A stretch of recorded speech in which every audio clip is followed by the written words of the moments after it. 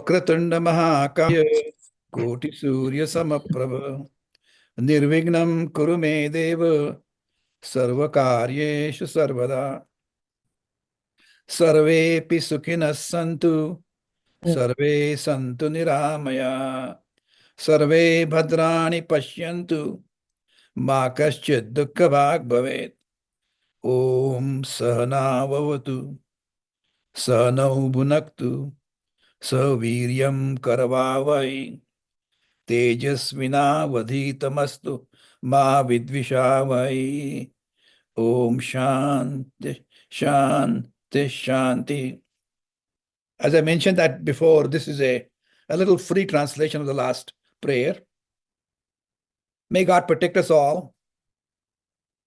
May we study together as a close-knit family. May our studies and discussions be vigorous.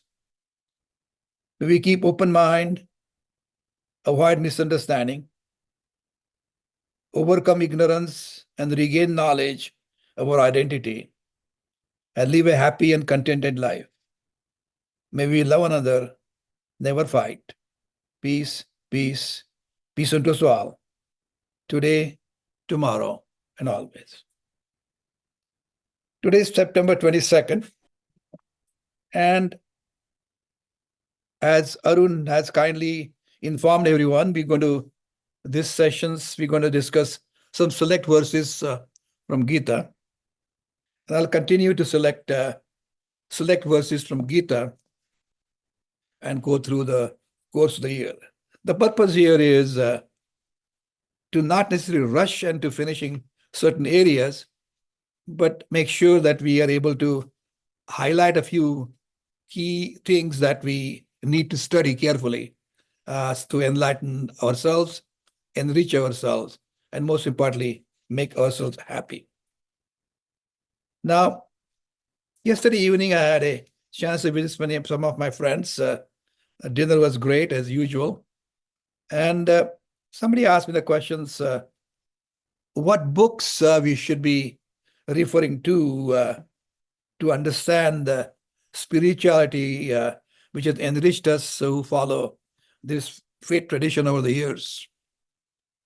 And I tried to impress on them, and I'm going to share with you too. Classically, it says, if we follow Prasthanatrayi, those are Upanishads, Brahma Sutras, and Bhagavad Gita. In addition to that, it's good to study Ramayana and Mahabharata. And those who are fortunate enough to be exposed to Marathi, some of the books that I have enjoyed greatly are Jnaneshwari written by Jnandev, Bhagavad written by Eknath, Gatha written by Tukaram, and Das both written by Ramdas, totaling about 10 important granthas that we can refer to understand the subject matter, at least to a superficial extent. And perhaps the most practical way in the 21st century, where every individual likes to have an instant gratification, perhaps study a Bhagavad Gita from the people who have studied it before or studied many more other textbooks is a worthwhile endeavor to pursue. You know, we can study Gita one verse at a time, but in order to understand that very first verse, one needs to understand and learn all the 700 verses of Gita before even you can first. So it's like a catch-22. So you have to have somebody who can explain to you. And what I'll share with you, my friends, is I had the privilege to learn from Swami Dayananda Saraswati, my guru. And I ran into him at his ashram in Pocono Mountains in 1986, when he had just started his 3-year Gita course, and he would discuss it every day for 5 days a week. And at the end of every 2 weeks, I'll get a summary notes of all his lectures since I saw him in 86. And then subsequently, all those notes have become a form of a book, came in the form as part of a file at my home, and now it's published in the form of books. So I would certainly send a reference to those particular books. But that is something that you can really read 2, 3 verses at a time and go over and over, and you'll enjoy it greatly. As a matter of fact, the key things to remember is Shankaracharya reminds us the best book, he says that Gita Sugita Kartovya Kim Anyaihi Shastra Vistaraihi Swayam Padmanabhasya Mukhavat Ma Vidyusya. Gita has come directly from Lord Vishnu Padmanabh. Just pursue it. There is nothing else that you need to do. That's what the Bhashakara Vyas teaches us. Now, before we get going for today's session, since Gita is the one that we're going to, at least I'm going to concentrate for these sessions, I think it's important to sing a few verses called Gita Dhyanam. You can just listen to me carefully and Parthaya Pratibodhitam Bhagavata Narayanena Swayam Vyasena Gratitam Purana Mudina Madhye Mahabharatam Advaitamrita Varshinim Bhagavatim Ashtadashadhyayinim Ambatvam Nisundadami Bhagavad Gita Bhavadveshinim. This is where is Gita is told. Gita is told in Bhishma Parva, third Upaparva of Bhishma Parva. In the 13th chapter, there are many chapters, sub-chapters, and 25 to 42 chapters in Bhishma Parva. That is where the Gita is written.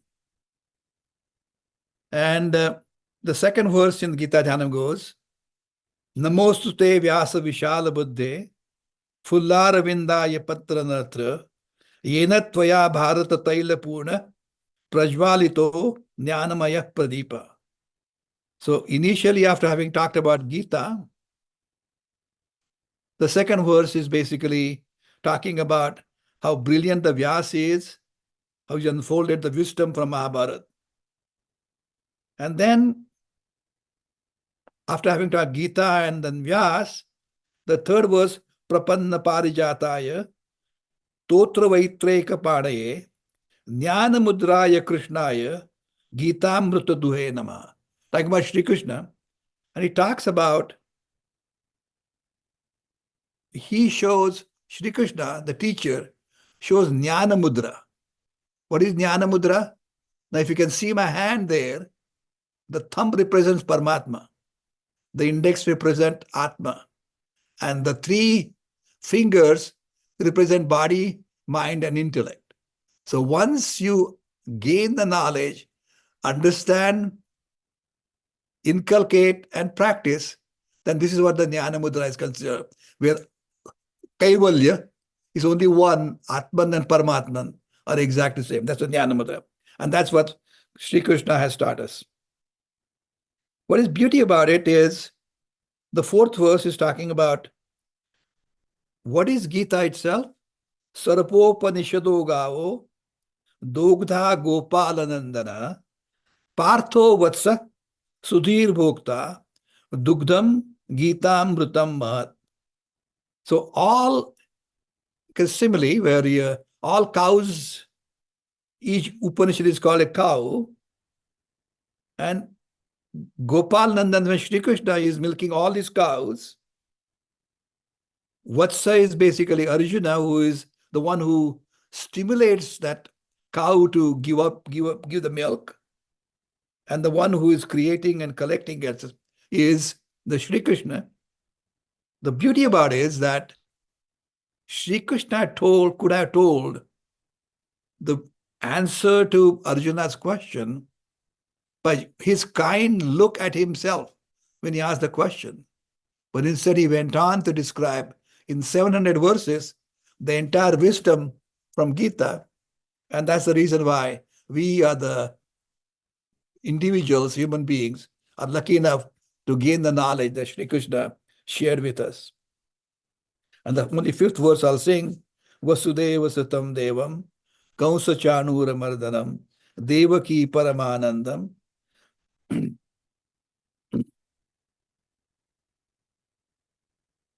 Krishnam Vande Jagat Guru. So basically, this is where I'm going to stop as far as selecting the Gita Dhyanam is concerned. And what we call Bhagavad Gita Mala Mantra, which is talks about the highlights of the Bhagavad Gita.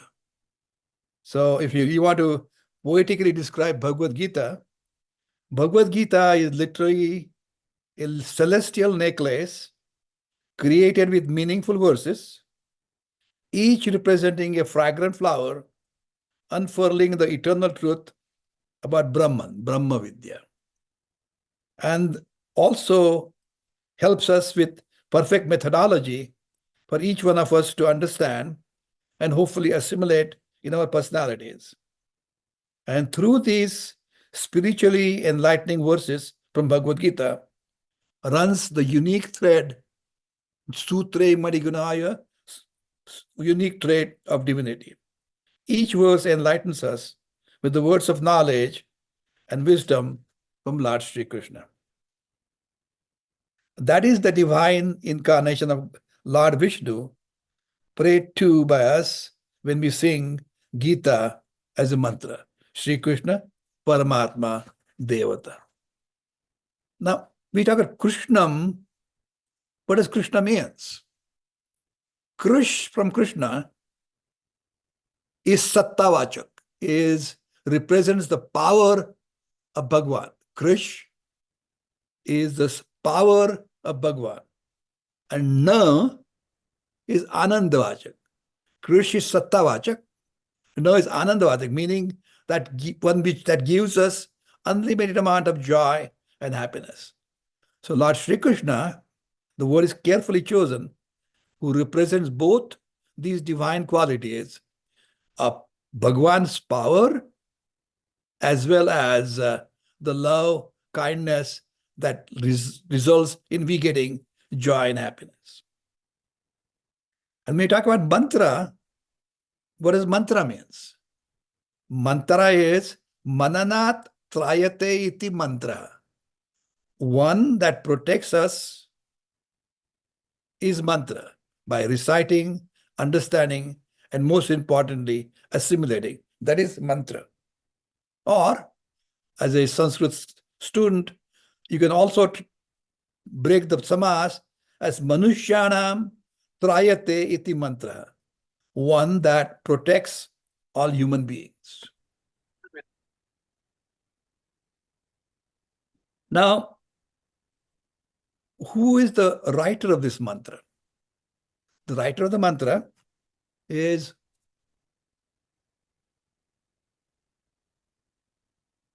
Vyas Rishi, Veda Vyas Rishi. Rishi is the one, Drushi becomes Rishi by Darshanat. That means one who has had the vision of God, like Brahmanishta, that means is grounded in Brahman, but having experienced the Brahman. So Rishi is the one who has a vision of God, one who knows Brahman and its exact identity with Atman. He is the one who has mastered or marshaled Arsha Vidya. Arsha Vidya coming from Rishi Vidya is Arsha Vidya. And then if you remember,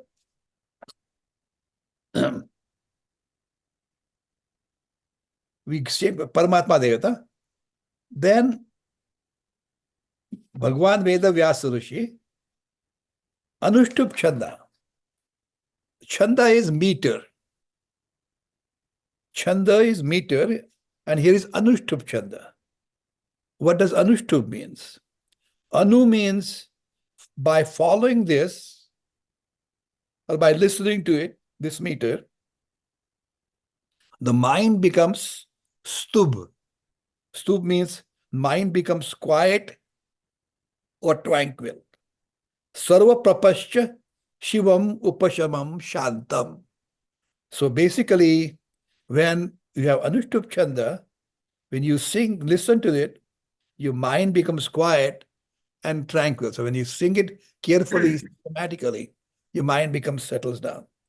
Out of the 700 verses, 645 verses are in Anushtup Chanda and 55 are Trishtup Chanda. That means 4 sections of 11 letters each. Now, again, this mantra goes, is becomes so Sri Bhagavad Gita Mala Mantrasya Bhagwan Veda Vyasa Rishi Anushtup Chanda Sri Krishna Paramatma Devata, and then comes as Ashochananvashochatsvam Pradnyavadanscha Bhashase Iti Bijam. That means Bijam means root cause. The main purpose for creation of this mantra was to thoroughly answer the question posed by Arjuna's narrative or concerns. Now, anytime there is a commentary on important books such as this, every scholar tends to break down to different ways. Vyasa is talked about in this particular fashion. Some other scholars have broken the Gita into 6 different parts. What is that? Upakramo upasamvara abhyaso apurvata phalam arthavadotpatti chalingam tatparya nirnaye. So there, instead of 4, we're talking about shatlinga. Again, they're all interconnected. Once you understand that, you don't worry about these individuals' commentary. The opening is upodghat or upakrama. How did this Gita come about? Sure, it started here, the same as Bijam, Ashochananva, Shochatsvam, Pradnyavada, Shabase. But before we come to that, in this commentary, we are told appropriately, discussion started in the 7th verse of the 2nd chapter. Karpanya dosho pahata swabhava pruchhamitvam dharma sammuda chetaha yachreyas syan nityam bruhim tanme shishyasteham shadimam tvam prapannam. Let me break down this Sanskrit verse into Sanskrit anvay. Once you read it that way, you can understand it better. Karpanya dosho pahata swabhava dharma sambuda cheta tvam pruchami yat nishchitam shreya syat tat me bruhi aham te shishya tvam prapannam mam shadi. Now here Arjuna is crying, asking for compassion, completely disabled, and has lost control of his mind and does not know what is right and what is wrong, but doesn't know the dharma. Dharma sammuda cheta. And then he's asking Sri Krishna, who is charioteer, whatever is the best thing is for me, let me know. He's not asking for prayers. There are 2 options, Shreyas and prayers.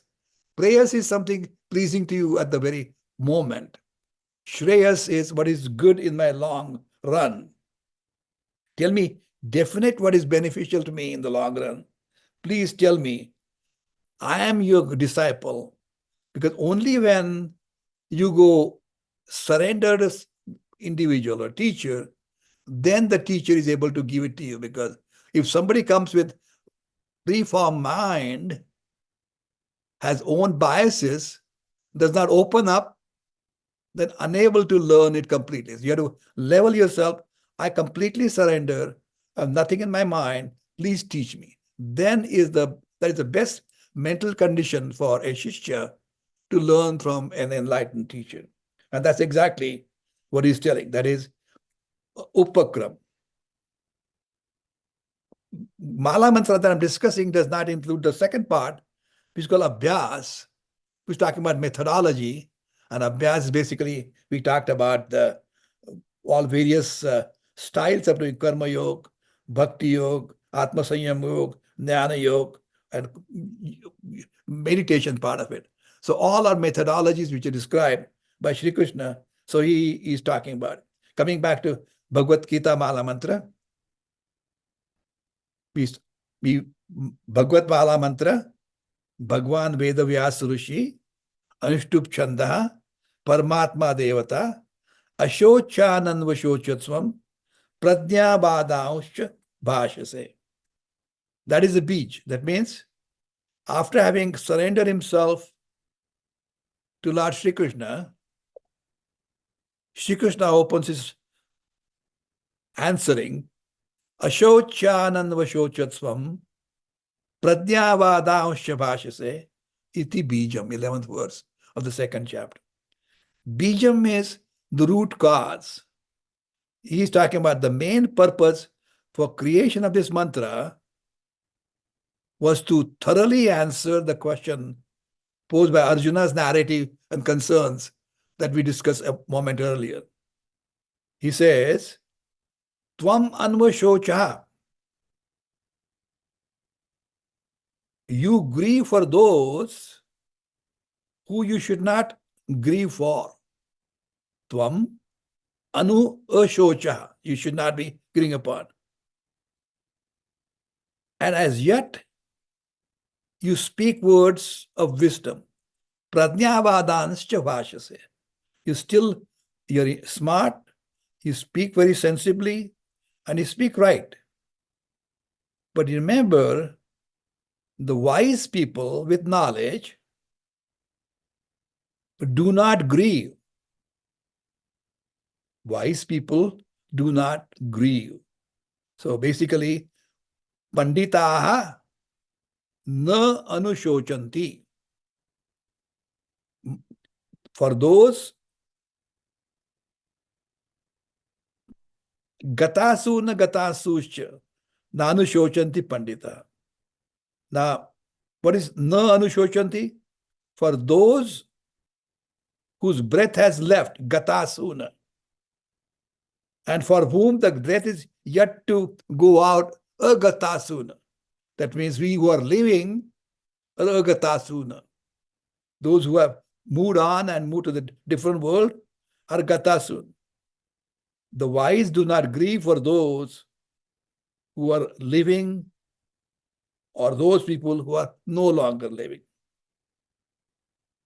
Now, it's important to understand what Pandit means too. The Pandit is not Pandit is misused these days. Pandit is the one with the wisdom about Atman. He is the Pandit. Adi Shankaracharya describes that there are various kinds of knowledge. Panda is the one whose knowledge of Atman, that is Pandita. And he says in Brihadaranyaka Upanishad, that is referring to Panda, Atma Vishaya Buddhi Yesham Tehi Panditaha. Panda, Atma Vishaya Buddhi Yesham Tehi Pandita. Those who have a full understanding or knowledge about Atman, those are the people who are called Pandita or Pandas, not the Pandas that who sing some mantras to collect money. Those are different people.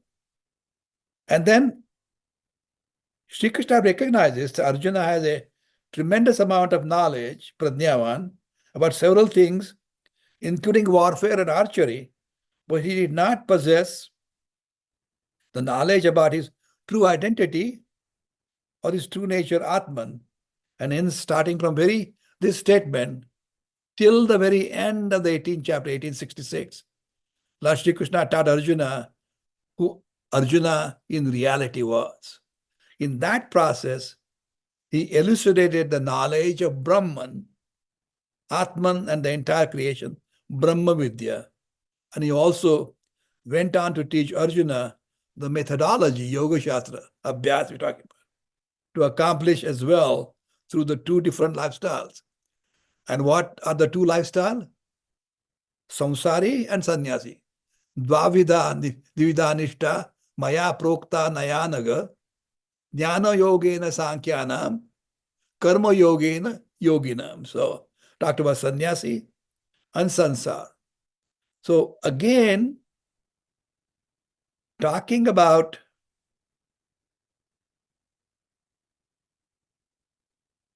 people who have moved on and lamenting on them or crying for them because they're already in the good place is inappropriate as Sri Krishna is teaching.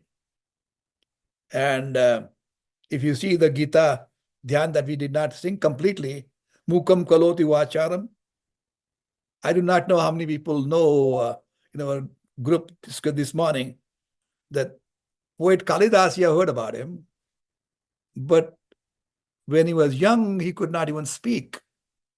He was mute as well as he was deaf. He was not able to express words at all.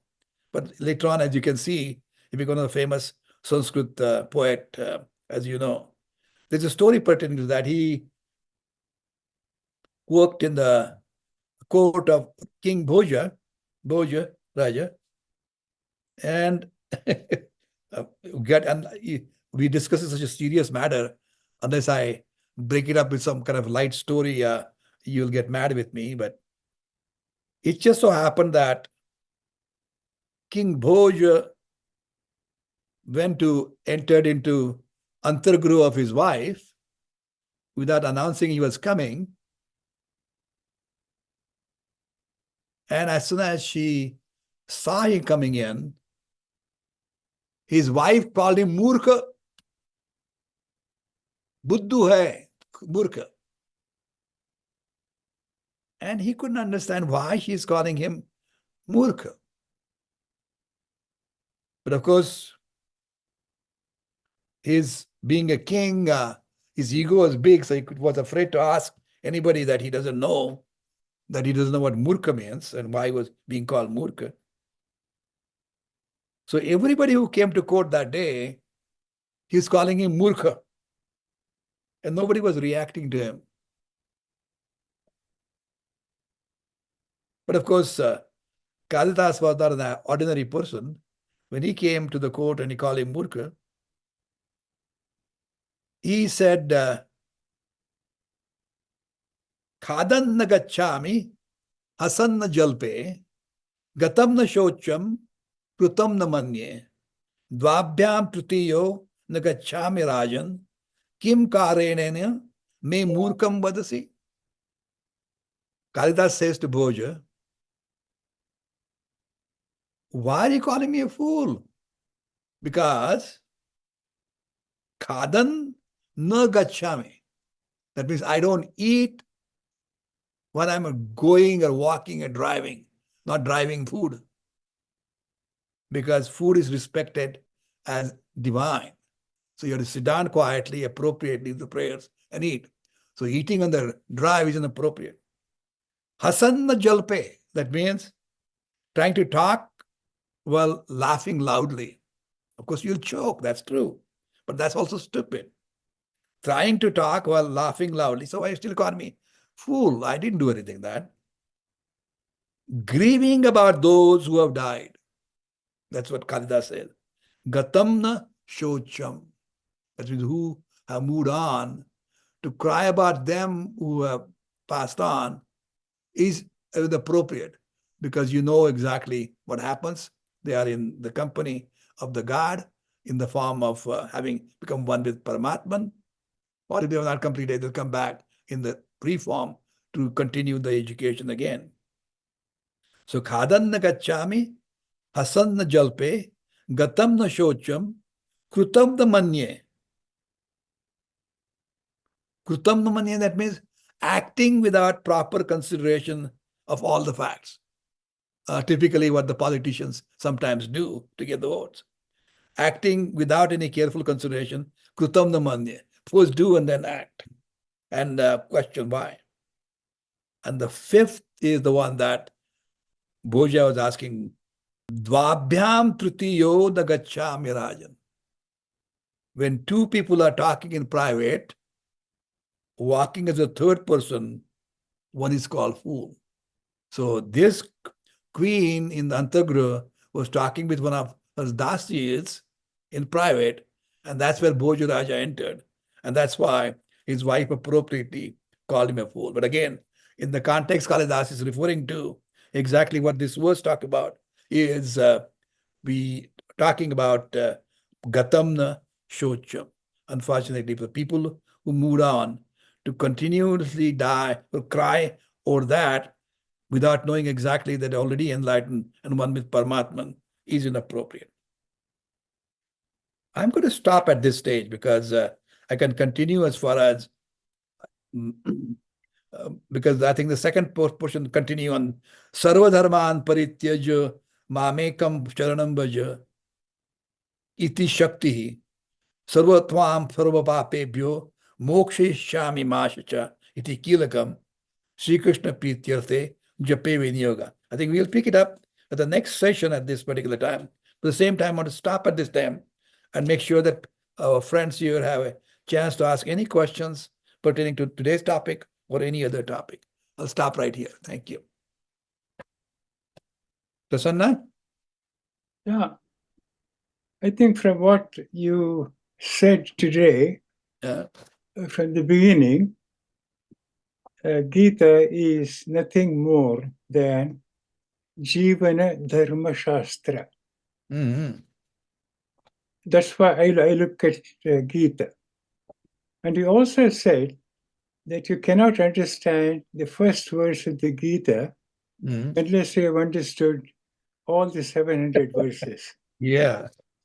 Well, I have some difficulty admitting that because I find I pick up almost any chapter in the Gita. It could be Devasara Sampad Vibhaga Yoga. It could be Gunatraya Vibhaga Yoga. Or it could be any other chapter. I enjoy them. I really don't need to know all the passages. I'm sure it will help if I knew. There's no question about it. But I think I don't want to put a muzzle on people by saying that you cannot understand Gita unless you have understood every verse of it. I have difficulty accepting that argument because somehow it discourages me from even embarking on a study. Oh my God, I understand all the 700. It's like a jigsaw puzzle, as you once pointed out.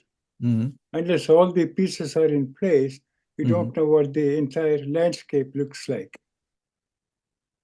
I think I can put together the landscape by studying the pieces, not necessarily in the same order that is given in the Gita. I don't think it's any logical. I cannot understand. I've thought about it to rearrange the chapters in the Gita from what it is traditionally given. It's an exercise in futility. But what I want to emphasize is those of you who want to study the Gita, don't be strangled by statements like you have to know the whole thing before you know the part of it. Pick up any verse, pick up any chapter, and put your heart and mind to it. You will learn a whole lot. That's what I look at Gita as. It's a handbook for me. I think it is a important comment that you're making, Prasanna. At the same time, what happens is that if you read something and misinterpret, that remains as individual's knowledge base. And that bias remains all the time. And that creates problem in understanding the other parts of Gita or other parts of scriptures. So unless you have a solid foundation of knowledge coming through an enlightened teacher, you are constructing a building which does not have a solid foundation. I think you are talking about understanding Gita, having had done some kind of education since all your younger years, I can understand what you're saying. But nonetheless, what I'm trying to say is that if somebody wants to learn for the first time, it's good to learn from a guy who has gone through the entire subject matter completely. That's what I'm trying to say. Obviously, I anything you agree. can read, you can always get something. I'm not saying you're not getting anything out of it, but if you want I agree with you that the help of a teacher is very important. Yeah. But I am only talking about a vast majority of people who do not have the luxury or they haven't had the fortune of meeting an enlightened teacher, learning from them. Even for them, Gita has a lot to offer. I hear what I'm saying, but at the same time, if you heard it, maybe I forgot to mention it, is that I was going to give everybody the reference to the books that they should refer to. Because remember I talked to you about I getting notes from Swami Dayananda on a regular basis, which has come on the basis form of a book. There you get complete detailed study of that Gita from A to Z. So if you really want to understand, even if you don't have a teacher, you have, like Ekalavya, at least you have somebody who has given you the entire knowledge without having a formal guru, that understanding. But nonetheless, you get a solid foundation knowledge without confusion. So that's what I'm referring to. Your point is well made. Thank you. Any other questions or comments? Well, I have a related question, Yes, and it Johnny. also has to do with the student and the teacher. Good. I understood you to say that when you come to an enlightened teacher, you should put aside any preconceived ideas that you might have had and simply absorb as best you can what that teacher is trying to teach you. My question is this: not all teachers teach the same thing. After all, even within Hinduism, ancient Hinduism, there were 6 major schools that were derived, as I understand it, from the Upanishads. And so is it not the case that the explanation you get depends on the particular teacher you listen to? Absolutely, yes. At the same time, with all the scriptures that you read, Johnny, all the books are talking about only one statement. Doesn't matter what different aspects of Hinduism. Those words are Tattvamasi. So basically, doesn't matter who the teacher is. I mean, the question of teacher and student is naturally come from 2 professors who on the group today, which is appropriate. But again, doesn't matter. That's how the Upanishads are created, Johnny. The conclusion is Tattvamasi. You're same as Brahman. Tat, and that's what Jnana Mudra I talked to you about.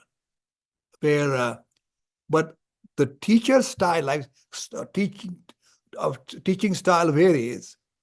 So words may appear different to the student, but ultimately a person will reach the same conclusion.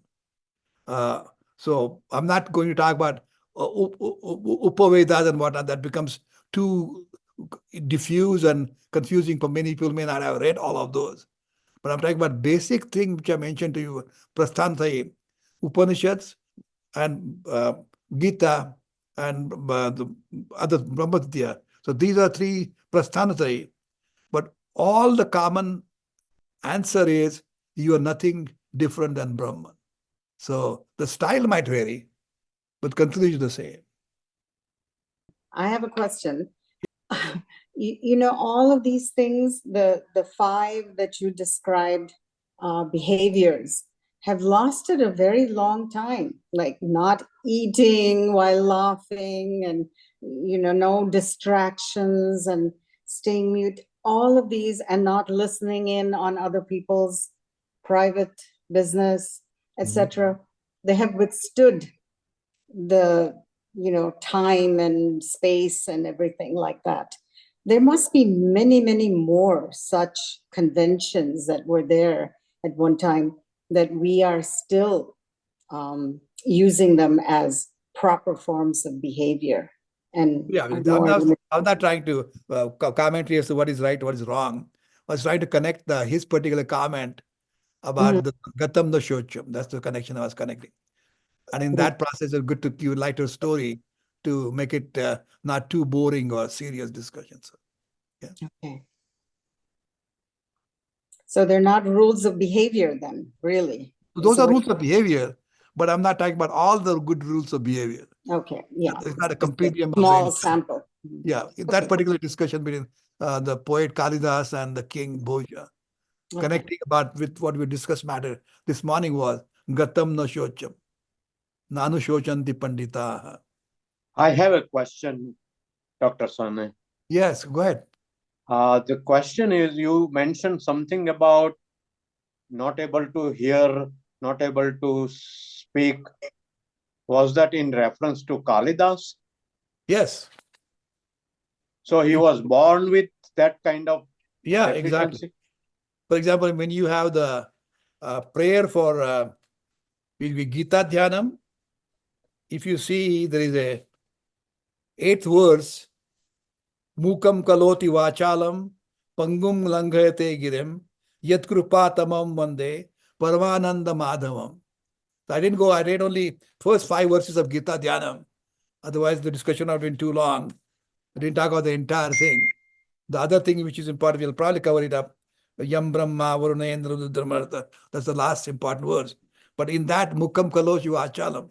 So he was able to get his voice, he was able to speak and became a scholar. Wow. Okay. I did not know. That is wonderful to know. Namaskar, Dr. Sane. Namaste, how are you? Good, how are you? It's great to see you. We missed you for 3 months or so. It's a nice way to start a week. But quickly adding on to Prasannaji's comment on, every chapter of Gita or every slok is equally important and all that. I absolutely agree. But when I was little, my grandfather made me memorize chapter 12 and chapter 15. And he emphasized on chapter 12 more than chapter 15 at the time because I was just 7, 8 years old. And I memorized it, and I still have it. I have to look at it.